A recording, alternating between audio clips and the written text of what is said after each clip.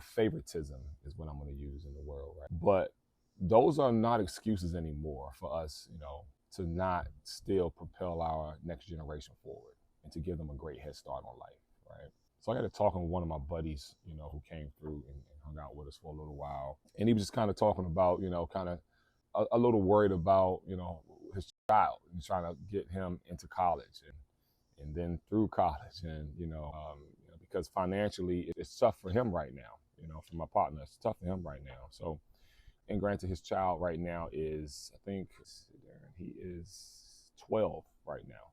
So, it's really kind of talking about his debt and things like that because, he and I talk a lot. So we got to talking, and I told him, I asked him, what is their main concern right now? He says, I make good money, but to the point where I can't qualify for financial aid for my child, but, my child will be able to get financial aid, but then there's this cycle I'm telling them about, right? So the cycle is now your child gets financial aid and student loans, and now he comes out with this burden of bills that he has to deal with. So first thing he has to deal with after he graduates from college is paying bills, right? And I guess that's just the American dream, but it's not, right? Then he's also got to deal with trying to find a job. He's got to deal with, and then not knowing that, the playing field is not level.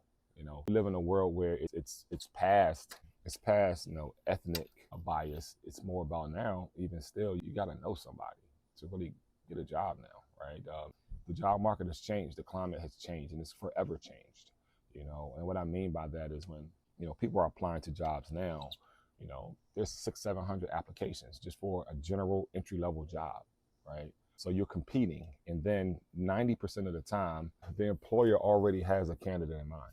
I'm just going to be honest with you all that, I've been in this industry, the talent acquisition industry, over 27 years. And most of the times, there's already a candidate in mind, So it's tough enough as it is, right?